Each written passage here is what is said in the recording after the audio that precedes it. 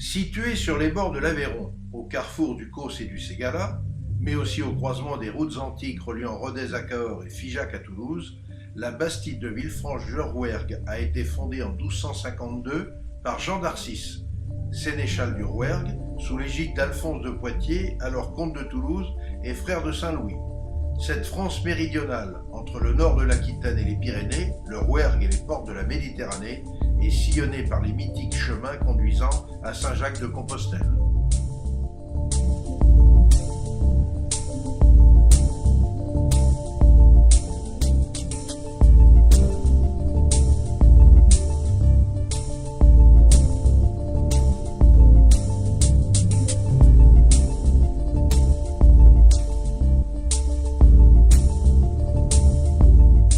La cité de Villefranche-de-Rouergue s'est organisée autour de la vaste place Notre-Dame, sur laquelle se tient chaque jeudi un marché hebdomadaire réputé, occupé par nombre de producteurs faisant étalage des excellents produits des terroirs environnants. L'esplanade est dominée par l'imposante collégiale Notre-Dame, de style gothique méridional, dont la construction débuta en 1260 pour s'achever à la fin du XVe siècle par l'édification de son monumental clocher.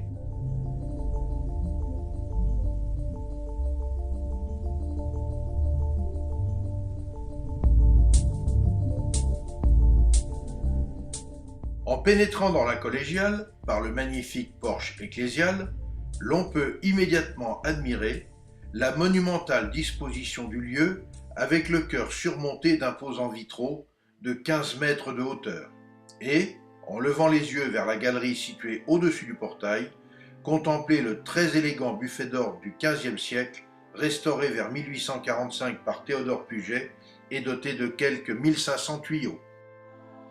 La nef est divisée en 4 travées, flanquées de chapelles construites entre les contreforts, et le transept est encadré de chapelles polygonales.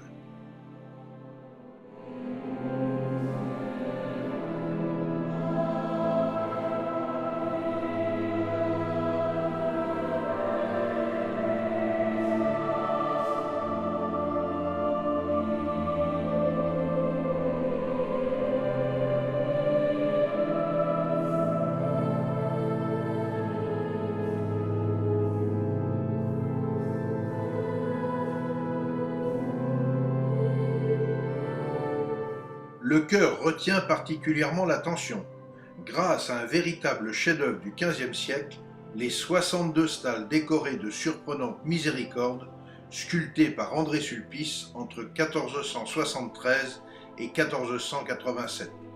Cet éminent sculpteur a réalisé ici un ensemble digne d'intérêt, illustrant l'imaginaire de l'époque médiévale où se mêlent fantasmes, truculence, animaux fantastiques, personnages grotesques et autres scènes anecdotiques de la vie quotidienne.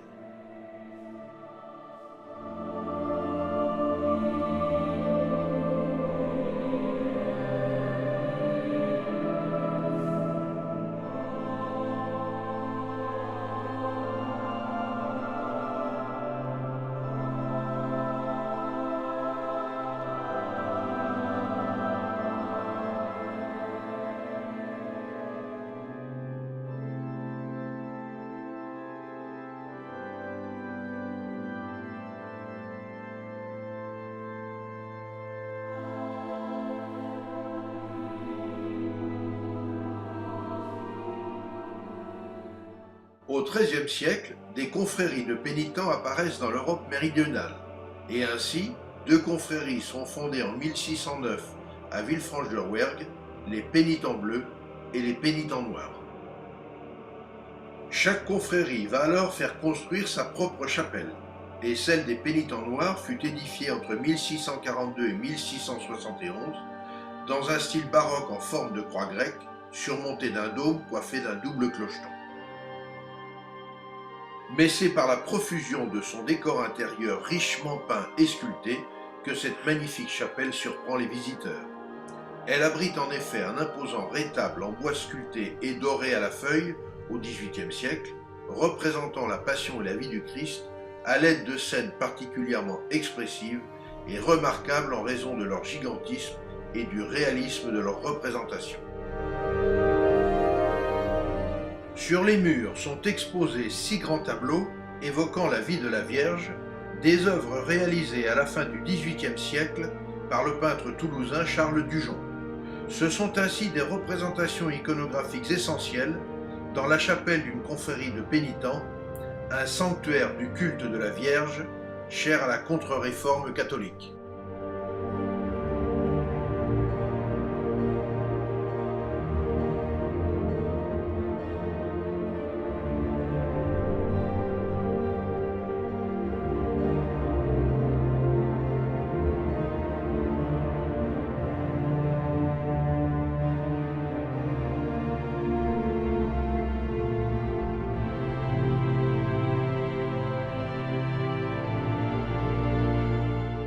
C'est enfin l'extraordinaire plafond lambrissé, voûté en coupole et peint de couleurs vives dans un style naïf, qui retient l'attention. Il représente de manière théâtrale une multitude d'anges et les principaux acteurs et vulgarisateurs du christianisme. L'empereur Constantin, Sainte Hélène, les évangélistes, Saint François de Sales et le roi Louis XIV, symbolisant l'adhésion des pénitents noirs au pouvoir monarchique.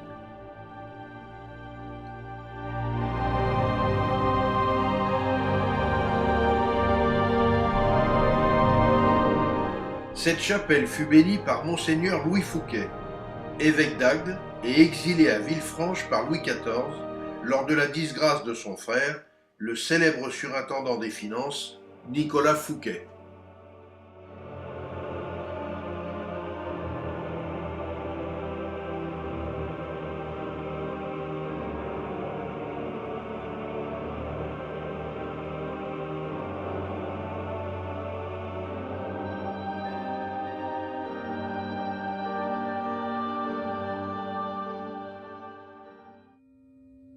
Le monastère de la Chartreuse Saint-Sauveur est un monument classé incontournable dans la région.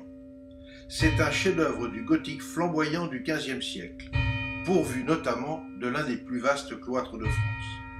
Construit aux portes de la ville entre 1451 et 1459, grâce au legs testamentaire de Vézian-Valette, un riche marchand drapier de Villefranche, le monastère de la Chartreuse Saint-Sauveur permet de comprendre comment vivaient les moines au sein d'une chartreuse et d'admirer ce précieux patrimoine.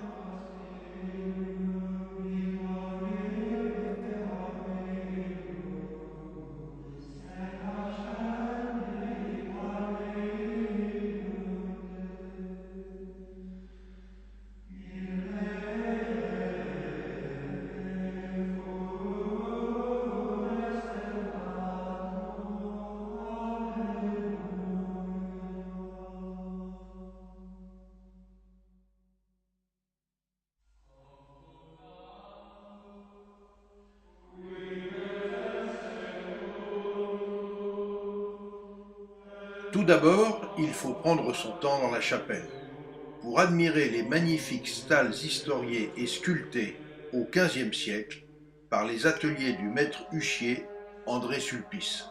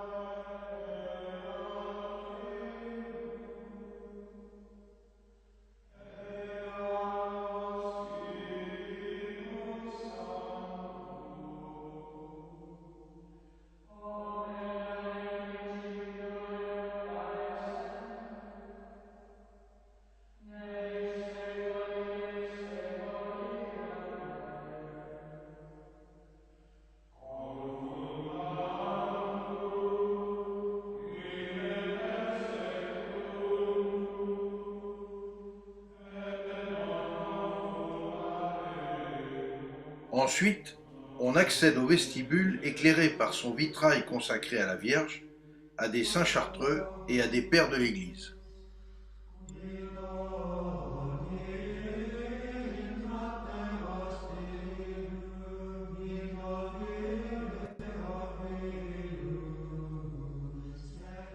Puis vient la salle capitulaire et ses vitraux consacrés au Gloria in excelsis Deo, ainsi qu'aux fondateurs Vézian Valette et Catherine Garnier. Le réfectoire, quant à lui, est remarquable, grâce notamment à la très originale chaire du lecteur, tout en pierre sculptée et flanquée d'une balustrade délicatement ouvragée.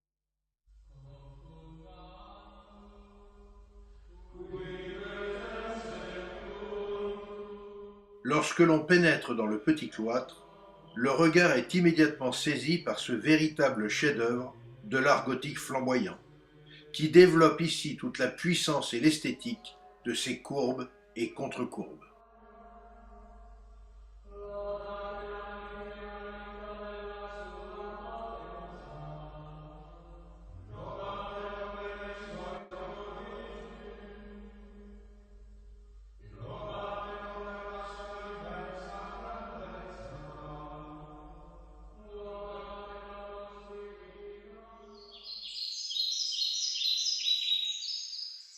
Enfin, en s'engageant dans le grand cloître, l'on comprend immédiatement pourquoi il est classé comme l'un des plus vastes de France. Formé par un quadrilatère de 66 mètres de long sur 40 mètres de large, contre lequel s'élevaient autrefois les ermitages et qui enserre le cimetière et recèle toujours bien des secrets de cette antique communauté.